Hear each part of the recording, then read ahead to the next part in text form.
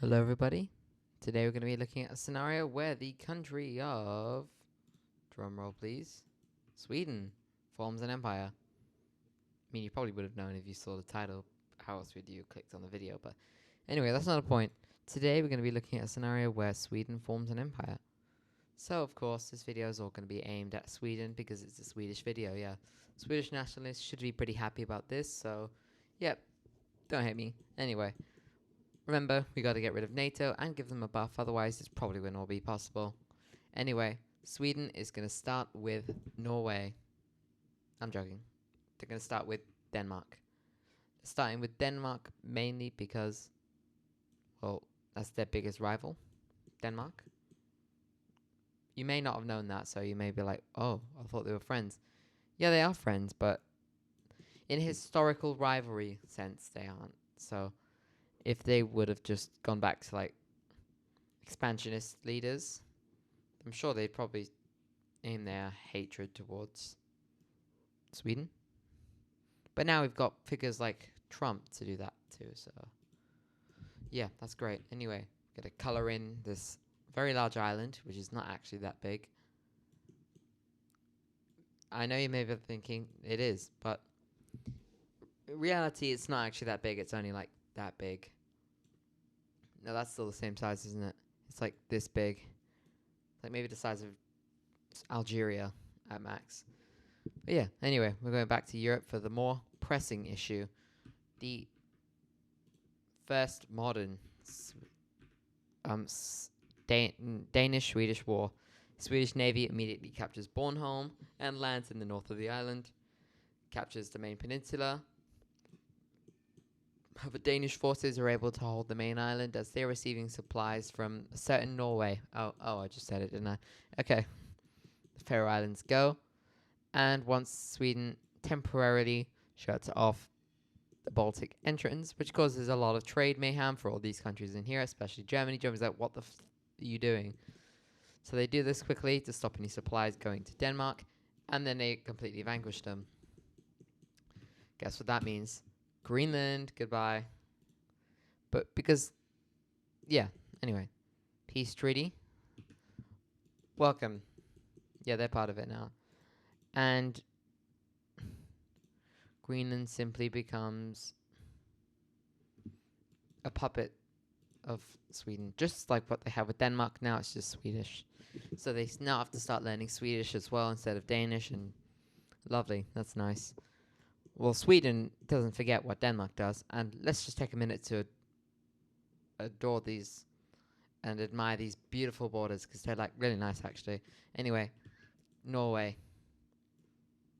We remember what you did, and we want more land, so yep, you're on the cards next. So as you know, Greenland isn't that famous for its military, so it isn't going to be helping out that much. Maybe it's a strategic naval base to be able to take out Jan Mayen, even though there's no one there. Svalbard, 4,000 people, so really not that important. I don't even know what that is. And then some of these northern places like Narvik, Bodo, Tromsø, Alta, Hammerfest, Trondheim. You get the point. Alesund. Basically, they don't really need this. It's just oil and stuff. When have I heard someone say that before? I don't know. Okay, so we see Swedish forces immediately just, yeah, that's pretty helpful. That does the job. And now they move into the north, capturing Narvik, Bodo, Tromsø, everything. They're all gone. They immediately capture Svalbard as well because there's really nobody living here. There's like 4,000 people. They move in and encircle the city of Trondheim and capture Alesund as well as moving down the coastline.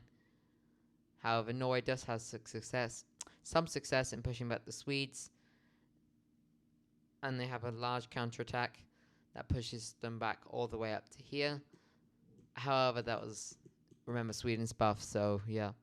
Swedish forces decide to change focuses straight on Oslo to get rid of the capital, which is actually a pretty good idea as they are able to encircle and capture the capital. From here, Norway's like, that was supposed to happen. Bergen, Stavanger fall, and now the final coastal holdouts surrender, and Norway is no more. Peace treaty here.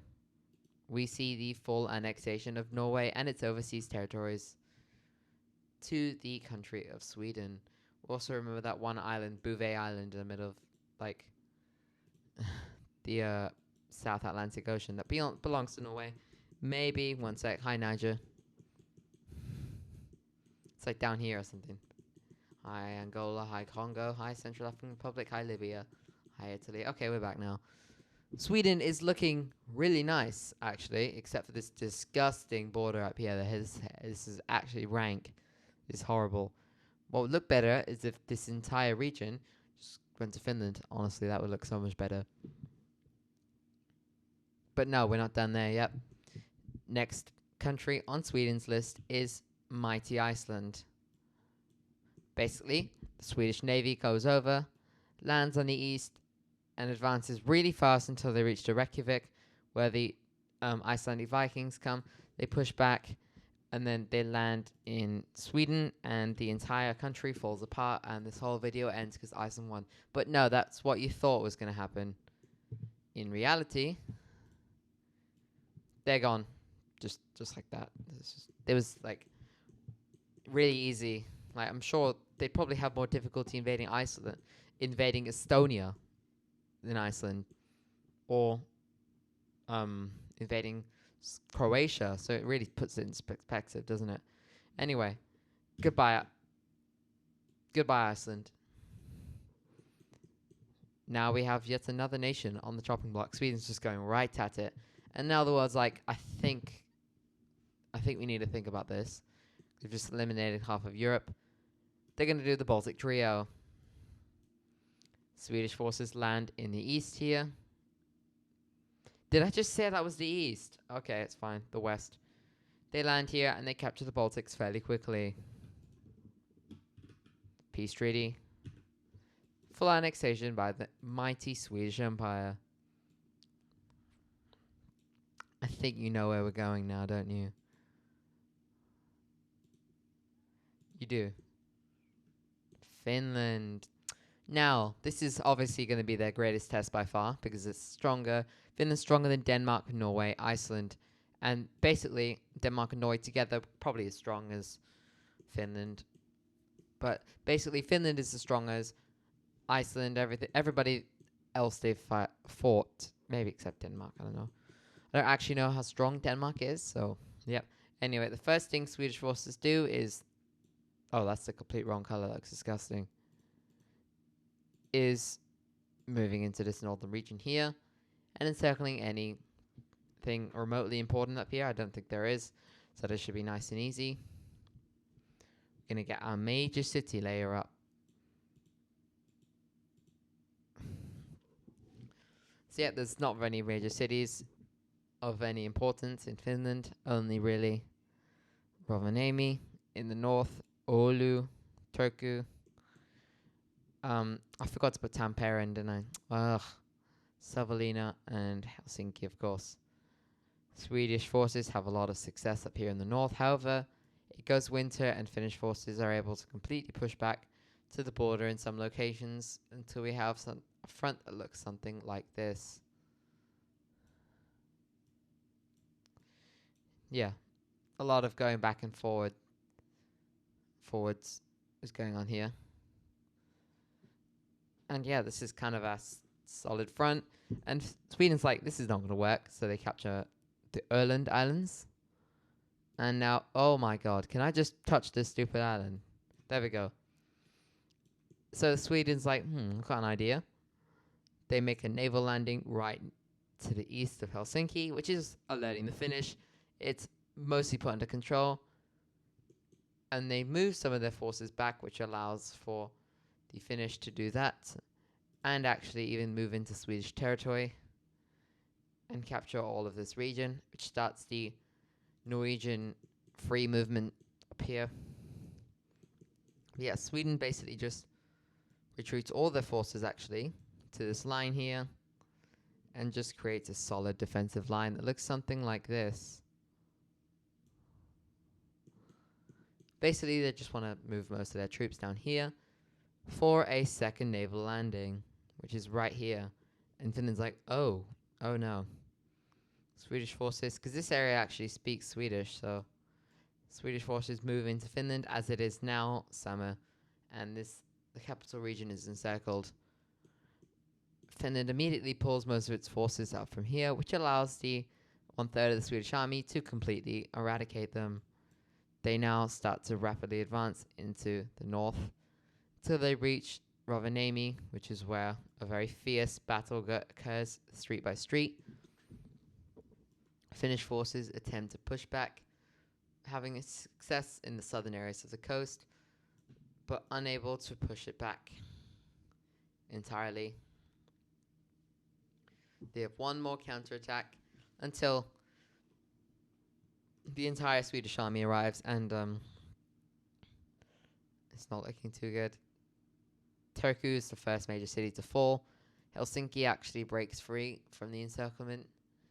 They even recapture the city until the Swedish army arrives from the naval landing, and they capture Savonlinna. And they do a slow squeeze from north to south of this area, and now east. Oulu falls, and Rovaniemi falls after the citizens starve. And now a very slow attack moves into the south. Helsinki, Turku falls again, and Helsinki finally falls, ending the 1.5 year long war, which sees Finland be completely annexed by Sweden. It's another country who's fallen victim to this horrible Swedish meatball empire. So yeah, that's actually a pretty nice looking country, to be fair. Sweden's like, if I keep attacking, I'm not going to get any allies. So they make a deal with none other than Germany. The world's like, what? No. You know what's going to happen, don't you? Well, we just had to. Sweden gives Schleswig, or is that Holstein? I don't actually know the difference between the two, which one's which. Well, Sweden gives this part of land, we'll say, back to the Germans, and they're pretty happy with that. And Sweden now gets a pretty strong ally. I think you know where we're going here. We attacked the Netherlands. I don't think that's what you thought, did it? Oh, that's not the Netherlands. Okay. German forces do the majority of the work. However, the Swedes also come back. Peace treaty here. No annexation. They just become a pro-alliance. No, pro-Swedish and part of the alliance. So now all this does basically is to just remove the anti-Swedish government and put another one in. Barely any casualties, maybe 1,000. So yeah, lovely jubbly. Next, what we're going to do is going to see the very unnoticeable annexation of Luxembourg by Belgium and Belgium by the Netherlands. So yeah, they simply just disappeared. It's very cool. I bet you didn't even notice. Now, the Benelux is here, and France is like, I don't think so. And the UK is like, I really don't think so. So they make this little alliance, and the world is like, yeah, go on, guys. This is the anti-Swedish alliance, basically. You got France and the UK versus all of these guys. That's it for now, isn't it? But, yeah, we're going there. We're finally going there. Austria. Austria's like, what? Goodbye. Liechtenstein. You're erased. Peace treaty here, where we see full annexation of Austria by Germany. Yeah. Slovenia, goodbye. They just get annexed. And the world is like, I don't think so, actually. That's quite enough. Italy joins this alliance now. So the growing threat of Sweden is now literally down in the Mediterranean. We also see Croatia joining this alliance because, well, they probably might get invaded. And, yeah, we also have some things going the other way, where we have Hungary joining this alliance as well. Hungary joining the alliance. And now it's all coming down to one. It's all eventually getting there. But first, Czechia and Slovakia. This is not very good. All this is doing for the Swedish alliance is making even more countries want to go against them. Slovakia and Czechia get completely steamrolled by this growingly powerful alliance. Let's have a look at a peace treaty. Here's a peace treaty, and I know, yes, this is an absolutely horrific German border, but now I think you know what's going to happen, don't you? First, what? Okay. Czechia becomes a puppet of the Germans and Hungarians, and Poland, it's your time of day. Swedish forces move in from the Suwalki Gap, taking over a lot of the land over here. German forces move in from their very long front line, as well as Hungarians, and Poland is not looking too good. Warsaw's right here. The city is encircled, and Poland falls as, I mean, I know they're quite strong, but they're facing Germany and all the Nordics and all Hungary, so I think they wouldn't survive this war. Anyway, now we're going to do some lovely jubbly dividing on screen. The Germans are going to get the entire old Prussian region. Hungary will get just a small bit of land here. And then Poland will be puppeted by Sweden. That's basically what they get, because they're not getting any land out of this. At least not for now. It was only Germany and a little bit of land for Hungary that actually was major border changes. I think that's also in Krakow, so they better be happy, Hungary. Yeah, this is what we've got now. Germany is looking remarkably familiar, which is not very good. And yeah, this is what we've got at our world map right now. Very scary. Next thing we have happening is Russia. Well, they're feeling a little bit like, I woke up this morning and I felt like I could invade Russia. So, yeah, you did it. That was very stupid, personally, but it's your fault. If you get steamrolled, it's not me telling you. Germans have past experience. Not 2 times, because World War One they did actually defeat the Russians, but in World War Two, maybe not invading Germany, maybe not invading Russia is a really good idea. However, they have people on their side. Belarus, no, I'm joking. But Ukraine joins the war on the side of Russia, of the Swedish, which is not a major development, actually, because in this we're saying that Russia's never started the Ukraine war. And now with Germany, Hungary, the Benelux, a greater Sweden, and Ukraine, I think they might struggle a bit more. Safe to say. Anyway, forces from Ukraine will slowly enter in to Russia from the east, having a little advance into the Kursk region. However, Russia does have some success in northern Ukraine and this region around here, next to as well as moving into Crimea and stuff like this. They also have a little bit of success over here. However, Kaliningrad falls almost instantly. Kaliningrad goes over to Germany. And as part of this alliance, we saw Hungary getting quite a nice bit of land from Ukraine. Mainly it's just, we'll protect you, and we'll even give you more land if you just give us this bit. And Ukraine was like, sure, why not? It's not really that important. Until all of the armies arrive, and Russia, it's not looking too good for you. Crimea gets completely kicked out. A sweeping campaign moves along here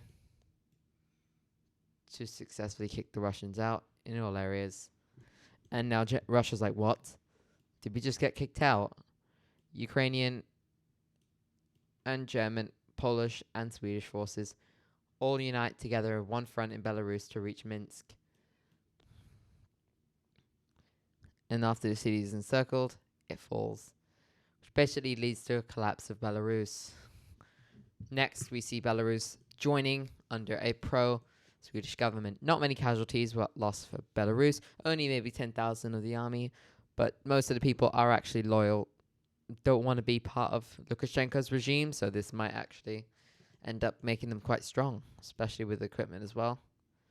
Swedish forces start their invasion, having a lot of success up here in the northern Scandinavian regions.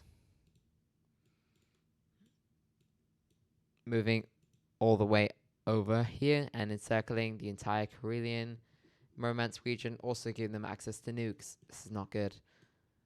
Russia is having a lot of difficulty here after they now lose the city of Arkhangelsk, which is in this area of some sorts.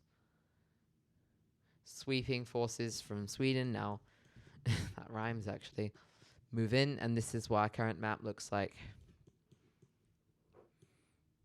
We now see Czechia and Poland officially joining in on this alliance. So does Bulgaria for some very weird.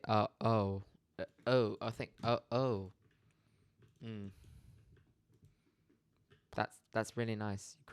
Ukraine annexes all of Moldova just like that. Romania's very pissed about this, but there's not much they can do because they themselves get completely partitioned and split up. We see the Hungarians annexing the entire Transylvanian region.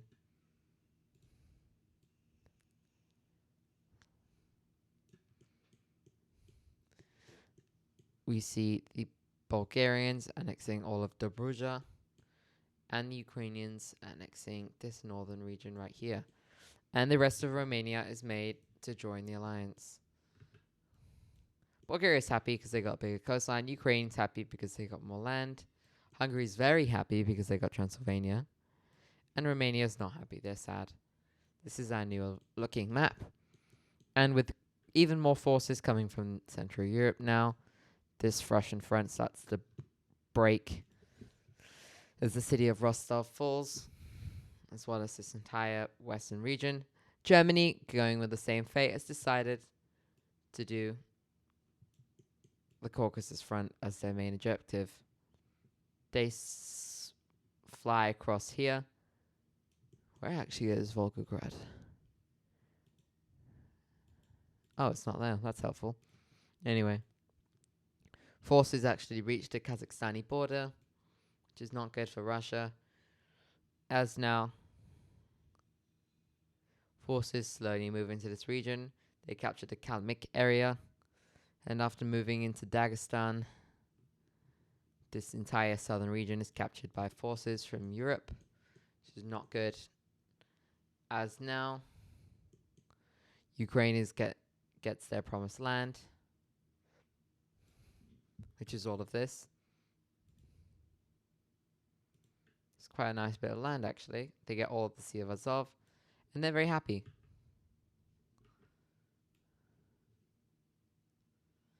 As a response, the Ukrainians put even more manpower in here, and this is Greater Ukraine. And this southern region, which is now under occupation, receives its own government and becomes a federation of the Caucasus. So, yep, a new Caucasian country who actually just joins the war against Russia straight away, with now Dagestani fighters and Caucasians fighting against Russia. The front rapidly moves, especially leading to the capture of Volgograd and general Russian instability. Excuse me. Forces, the Ukrainian, Hungarian, and some half of the German forces move into the southern region, aiming to capture major cities. Maybe about a third of all the armies move into this area. 1/3 are in the north. and the other part are in the center. The other third are in the center, heading towards Moscow, which is, I think, right here. This is where we're going to say Moscow is. We're going to color it in just for remembering. Forces are going to build up around Belarus before Russia launches actually a counterattack, which is surprising. And they reach the Ukrainian border. However, they are immediately pushed back. Forces start to build up on the Belarusian border, especially right here as the bulge starts to expand further and further. And once it reaches this, Russia knows what's going to happen. The bulge advances really far north and heads to the outside of Moscow. Forces also launch a few smaller bulges to try and encircle Russian troops, which actually goes pretty well, as this bulge captures this many troops here, and the bulge expands to going around the side of Moscow as well.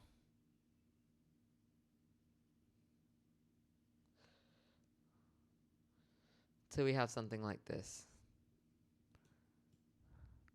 However, Russia does make a few counterattacks just outside of Moscow to mostly push back some of these forces. However, this is what we also have happening as forces from Sweden and Germany capture St. Petersburg. This is a very big blow for Russia, as it's their second largest population center.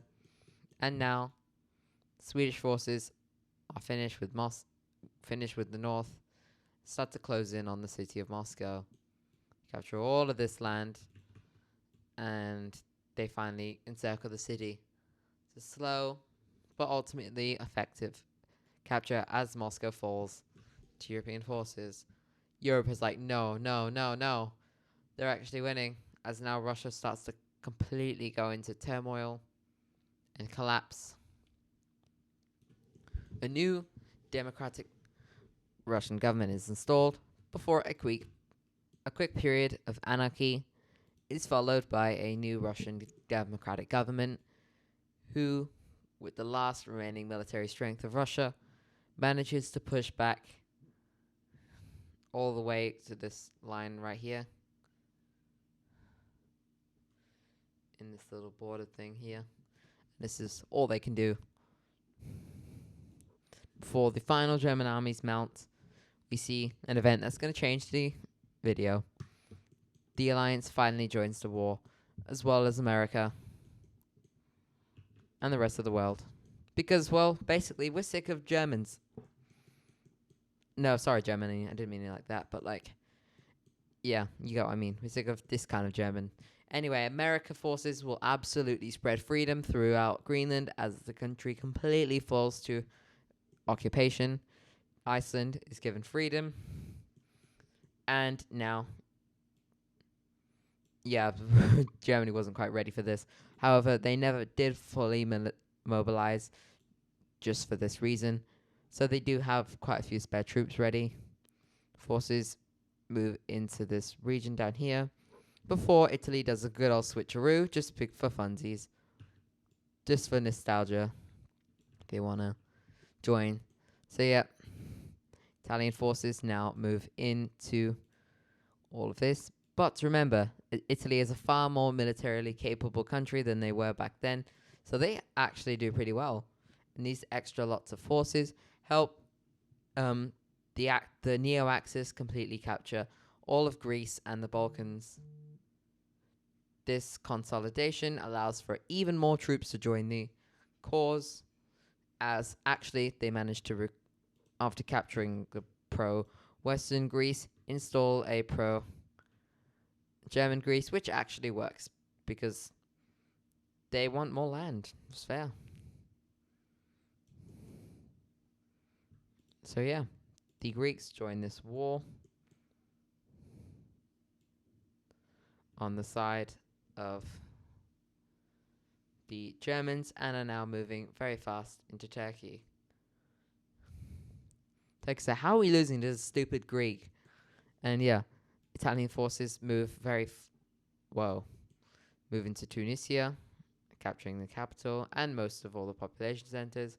Same with Algeria and Libya. And it's actually looking pretty good so far, until the freedom and the communism forces arrive. Paris falls. And yeah, freedom and communism. China and Russia, America, if you didn't get it. Anyway, they arrive, and well, it doesn't go as well as the forces from Germany and Italy push completely back after the invasion of Italy. Because, I mean, Italy's strong, but this is a lot of troops. They switch sides, of course. And now we have two Italys again. Lovely jubbly. The north falls pretty quickly. Greece falls. The Syria falls. And yeah, that's not looking too good. Sweden's like, no, my empire. With Chinese and all of Asia's military in here, it doesn't go too well. Hungary gets absolutely hauled over. Germany surrenders. And the invasion of Sweden occurs. Forces coming from all directions, heading to Stockholm. Final battle of the war, as all remaining troops from the Axis fled to Stockholm, but they all surrender. Peace treaty here. Here is that peace treaty. We see all the land goes back to normal. You also see Denmark annexing this entire southern region of Sweden, along with Visby and Gotland and the other island, I don't know what it's called. Finland annexes this entire region over here of Sweden, as well as the Öland Islands. Norway annexes the most, actually, getting all of this land over here. However, Denmark's bit is the most valuable, and this final bit of Sweden has become an international zone, so it will have the green color right here. It's an international zone, guys. Basically, it's like international occupation with like all the powers having stuff here because they don't want any Sweden to come back. But yeah, if you enjoyed today's video, make sure to like, subscribe. Thank you. Bye.